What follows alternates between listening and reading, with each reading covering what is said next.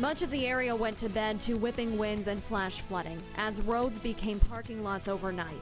And this morning we're getting a real picture of the damage left behind by Matthew. The water was the worst. Half the town was flooded, several close to a foot or better in water. But as the sun rises in North Carolina and the blue sky returns, our state is facing major destruction. From the coast to our neighbors further west, the focus now shifts from the storm to its aftermath and what could be days of life-threatening flooding ahead. Good morning and thanks for joining us for this special edition of WNCT 9 on your side. Now in the next half hour, we're going to update you on the conditions we're seeing across the area in the wake of Matthew. It is worth noting that we are not able to show this week's Coach Mo show because of the weather's impact. We do plan to bring that to you overnight at 2 a.m. on the CW, or you'll be able to find it on the web on Monday. Now to update you on the conditions outside. Here in Greenville and Pitt County, there are several problem areas with significant flooding and even roads washed out. This video is out of Simpson. Our crew actually spoke to the driver whose car ended up here. I just wanted to get home, so they had it blocked off with cones, but I thought it was just, run over water. And when you're driving up here, it looks like it's just water. You can't see the hole. And to make a long story short, I just flew into the other side of it. Luckily, he was not injured. We have learned, though, that there was a fatality in Pitt County. We're told a woman drowned after her car got submerged in water. And as this situation continues to unfold, emergency management for the county updated us on what they're dealing with. WNCT's Jessica Jewell was at that news conference and joins us now. Jessica, what did they have to say? The big takeaway from today's press conference, don't let your guard down. Last night, we saw a lot of flash flooding, and emergency management officials say that this is going to come in two phases. That flash flooding we saw yesterday, and then now we're preparing for long-lasting flooding. Take a look behind me. You see the Tar River here. Levels are much higher than normal. We've got debris floating down this river, and we're only expecting that to get worse today. This is going to cause some damage to some homes which are in those floodplains, the 100, the 500-year floodplains, and also low-lying areas. They've asked people to evacuate these areas and want to make sure that you are heeding those precautions. They want to make sure you're evacuating during the daytime when you've got light outside and not when it's dark out. This is all because of what we saw last night. Take a look at some video of what we've seen in Greenville so far. We've seen roads washed out, including 10th Street. We saw stranded cars because people would come up to these waterways and realize they couldn't pass and have to get out and leave their cars. A lot of people went back to get those cars later, but still, we saw a lot of those stranded last night. We saw damage to the courthouse, and we saw docks out floating. A lot of interesting things happening here. And as I mentioned, emergency management officials are saying it's not over yet. It may be deceiving right now because we've got a beautiful day. A lot of people are out here at Town Common coming to see all of the river levels, coming to see what happened with Hurricane Matthew. Well, right now they're not seeing much, but we could see a lot more in the future. They want to make sure you're going to be prepared. There is another curfew in effect for tonight from 7 p.m. to 7 a.m. Of course, those shelters remain open at Welcome Middle School and Aiden Middle School for anyone who needs to evacuate. Live in Greenville, Jessica Jewell, 9 on your side. Jessica, thank you so much. Now, as she had mentioned, receding water has made it easier for crews to get to those stranded cars.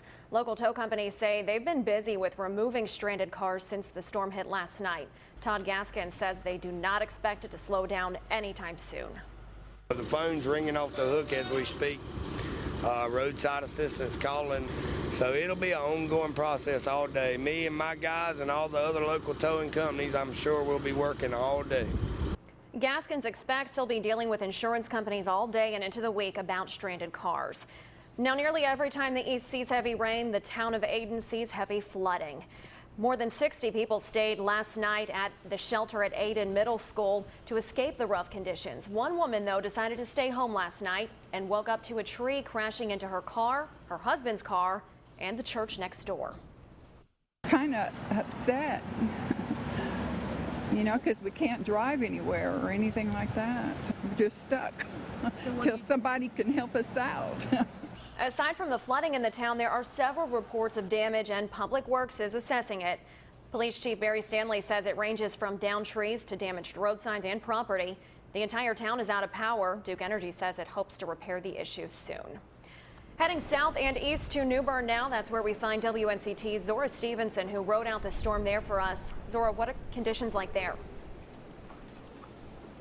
Oh, what a difference a couple of hours makes. The sun is shining, the wind has gone down, just a nice breeze. You would think it's just a normal fall day. Some of the power is coming back on, only a couple people still in the dark, so things are looking up here in New Bern. But as I was riding along early this morning, you could definitely tell a storm came through. You can tell some winds came through, some rain came through.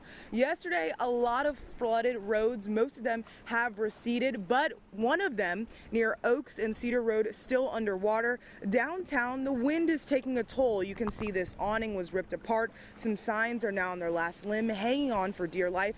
Near the waterfront area, a lot of fallen branches and debris in the road. Nothing too catastrophic. Residents were out early this morning to see the damage for themselves. We did a quick survey this morning and there's a lot of mess. We have some young trees we planted that are bent a bit, but nothing broken that's real bad.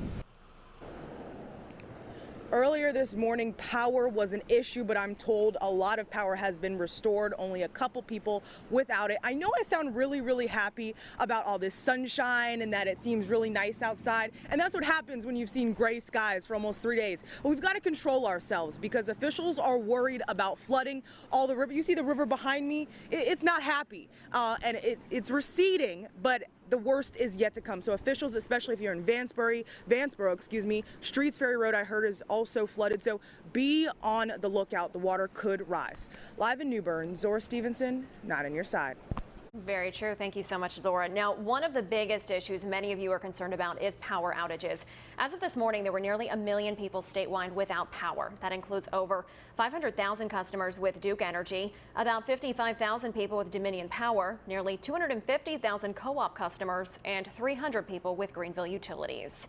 As many begin to deal with the aftermath from this storm, let's get a check of where things stand with that system and the forecast with First Alert meteorologist Dante Jones. All right, good morning to you, Maria. Good morning, everybody. Let's get a first check out here. A First Alert weather day today because, as the reporters mentioned, there is a lot of flooding that's out there, and we still have some very gusty winds, so spotty power outages still possible as we go throughout the rest of the morning and into the afternoon as well. And then we turn our attention to the river flooding. Zora mentioned that the Neuse River behind her was really full, and we could see more of that flooding as we go towards the latter part of the weekend and into the early to middle part of next week. We'll talk about that in just a second. Hurricane Matthew is now a post-tropical cyclone, still a pretty good storm, packing some pretty gusty winds moving to the east at 15 miles an hour. There's the latest track there. It's expected to stay out to sea, and as it pulls away, conditions will improve across eastern North Carolina, but it's going to take a while,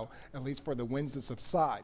We still have high wind advisories back towards I-95 and back towards Raleigh, a tropical storm warning across the area because of the gusty winds, and high wind warning as well up towards the Finger counties. Blue sky punching in here, high pressure moving in, but that's the problem because the high pressure moving in and the storm moving out to sea, creating some very gusty winds out of the north and northwest at 24 miles an hour, and Rocky Mount 18 miles an hour down into New Bern. 63 degrees for us as we go throughout the rest of the afternoon. We'll see blue sky, but as I mentioned, the winds are going to continue to be a problem, could cause more spotty power outages, but we're going to talk about the river flooding potential and maybe some prolific flooding there coming up in the next few minutes. Yeah, so many people comparing this to Hurricane Floyd, something I did not experience, right, but it's been unbelievable. That is the only other flooding event that's happened here that could be on a scale that anyone could remember.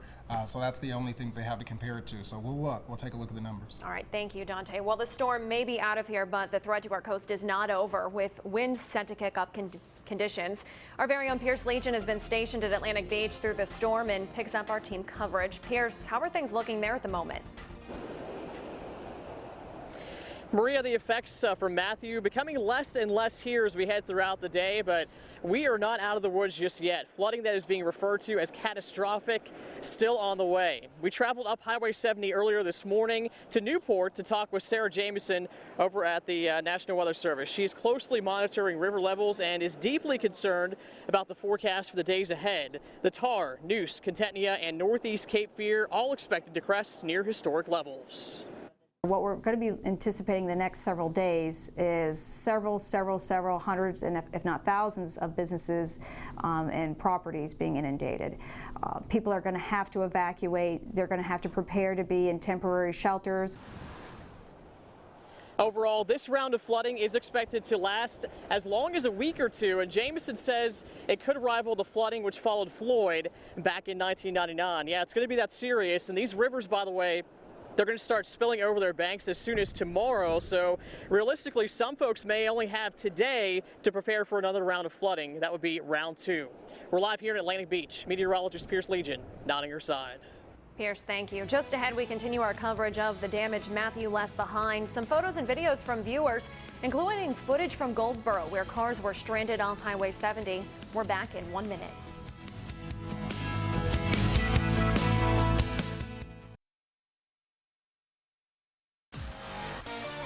Now your WNCT 9 First Alert weather.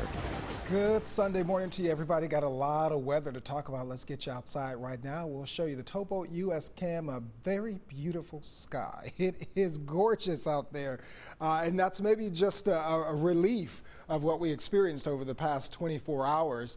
Here is Morehead City, and not a boat in the marina there. Temperatures are comfortable for the most part, but on the cool side, in the lower 60s, the winds are really blustery. Look at the dew point temperatures, that measure of humidity. We're in the 40s and 50s, so it's drier air, feeling a little cooler, especially with these winds. Now, the winds are really important, especially as we head towards the next 24 hours or so, because they're coming out of the north, and they're very strong, and out of the northwest as well. And you see the Albemarle Sound, the Pamlico River, the Neuse River, and the Pamlico Sound. These winds are pushing all of that water along those south-facing areas. And so if you live upon those south-facing areas, you can see some flooding again as we go throughout the afternoon. The winds are expected to subside as we go towards the afternoon, but they're still going to remain for the most part on the blustery side. Here's an 11 mile an hour at 6 o'clock tonight, but look along the coast. We're at 20 to 40 miles an hour. Even as we head into the overnight hours, we're still looking at some pretty gusty winds right along the coastal areas, 20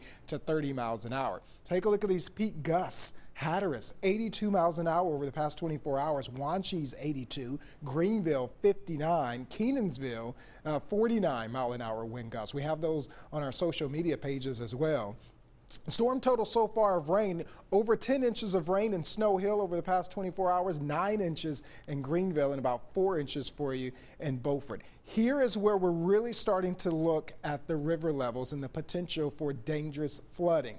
River levels aren't supposed to crest until midweek. We're already seeing some of these rivers, most of them above flood stage. So if they're above flood stage now, all of this water that's collected from flash flooding has to dump into the rivers and the creeks, and from upstage, upriver, we have to flow downstream.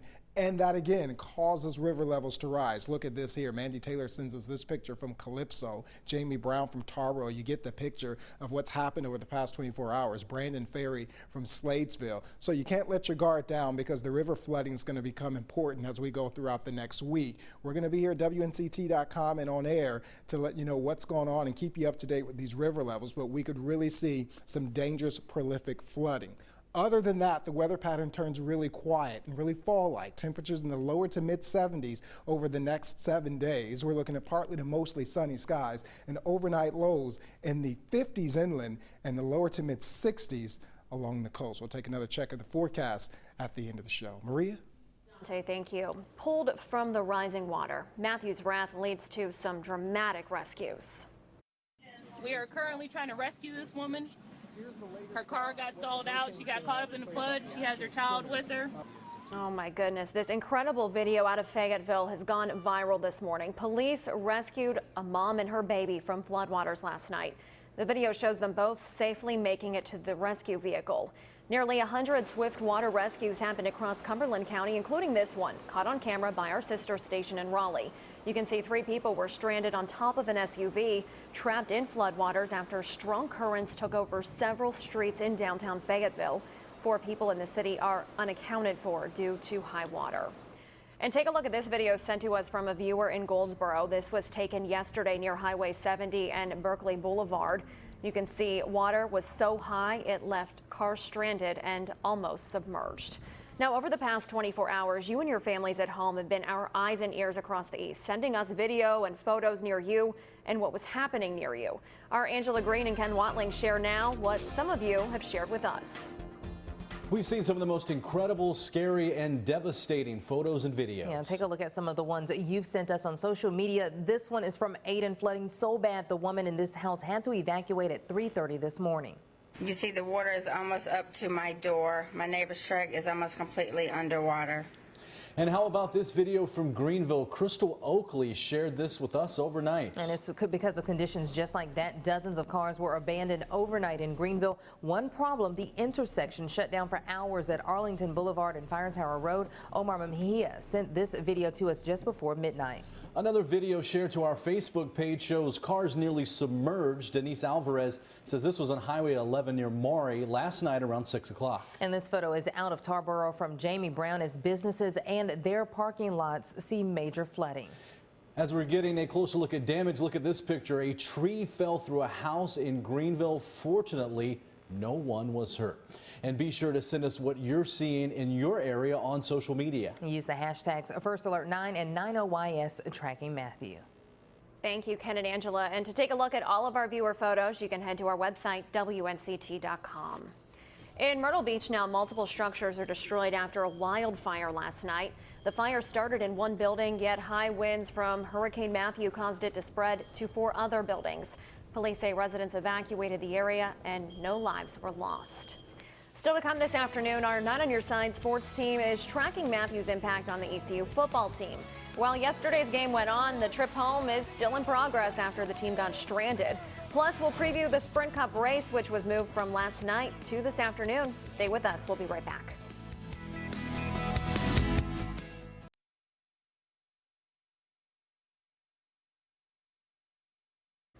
It's been a weekend washout in sports from NASCAR to the gridiron. Now, even though the ECU Pirates played yesterday in Tampa, they got stuck on the way home. Our Patrick Quinn's been keeping in touch with the team and has the latest.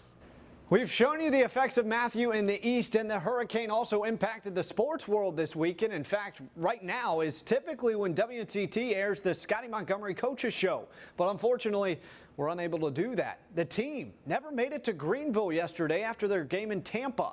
The team's plane was diverted to Richmond. Then they tried to drive back to Greenville, but got stuck in Roanoke Rapids. So no coaches show today, but we do have a little time to revisit yesterday's game. East Carolina football was on the road. Remember, the Pirates were playing the University of South Florida in Tampa, less than 200 miles from where Matthew hit the state the hardest. But it was sunny yesterday. All right, let's talk X's and O. Philip Nelson, quarterback. He did start after suffering a concussion last week, but he'd be hit, as you see in the second half. And for the second straight week, backup quarterback Gardner Minshew came in, and you see he connects with Zay Jones there for the touchdown. One of 18 catches for Jones yesterday. How about James Summers? As a part of a Pirate comeback in the second half, barrels in for the score. Summers had 114 rushing yards on the day, but this was the play of the game. 4th down, 4th quarter, less than 4 minutes to play. Minshew is picked off. The Pirates were down 9. They needed that to convert and to keep their hopes of a comeback win alive. Instead, South Florida rallies past and holds off the Pirates. 38-22 is the final. What's weird is that South Florida was still throwing in those final seconds, and you see, yeah, ECU's coach Scotty Montgomery not having any of it. No handshake, really, maybe just a fist bump with Willie Taggart, head coach of South Florida. Afterwards, Coach Mo on the performance of his Pirates.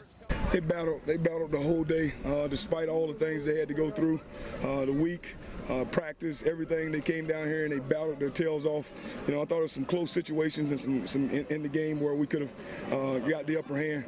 We got a nasty taste in the mouth. Of course, you don't like the way this feels. We felt like this too long, but this was one of those games. We came down. We knew it was going to be a fight the whole game, and our guys came out and just battled with everything they had. We lost some guys that were critical early in the game. You know, I think losing Kobe Gore when we lost him was very critical. Put us in a situation where some of our coverage and one-on-one outside was tough. Second half. And to the ACC yesterday, Matthew did not affect ECU's game, but it did affect the ACC. NC State, North Carolina, and Duke all braved the wet conditions yesterday. in the triangle, and you see, the fans, they also braved it. This is footage from yesterday. North Carolina State was hosting Notre Dame in Raleigh. Many were calling this the Hurricane Bowl. Check out the boatloads of water pouring into the stadium. The game was temporarily called at halftime due to lightning in the area, but it was played in its entirety, and the Wolfpack snagged the win thanks to really that play, a blocked punt in the fourth quarter. And Dexter Wright returns it for the touchdown. NC State wins it 10-3. UNC was not so fortunate. The Tar Heels lost 34-3 at the hands of Virginia Tech, and Duke held off Army 13-6. So yes, Matthew, muddied up football yesterday. How about NASCAR? Well, you can't race on a wet track, and Charlotte had to move its Sprint Cup race originally scheduled for last night to this afternoon. The Bank of America 500 is the fourth leg of the 10-leg chase for the championship. It starts at the Charlotte Motor Speedway today at noon. Kevin Harvick is on the pole. And finally, many of you may be wondering about the Panthers game. Yesterday, Governor Pat McCrory did mention that the Panthers game scheduled for Monday night, it should be played as normal with an 8:30 kickoff. That's your look at sports. Remember, sports fans, we'll break down all your Sunday headlines coming up tonight on The Final Score. Until then, I'm Patrick Quinn, Not On Your Side Sports. All right, and some good news. We just found out the ECU football team is almost home. We just got word from Brian Bailey that the team is heading into Farmville right now on US 264 with a police escort, so they will be home very shortly. And while the Coach Mo Show wasn't able to air in its regularly scheduled time slot, you can still catch it later tonight. It'll air at 2 a.m. on the CW and online tomorrow at ECUPirates.com. Stay with us. Another look at your weather conditions when we come back.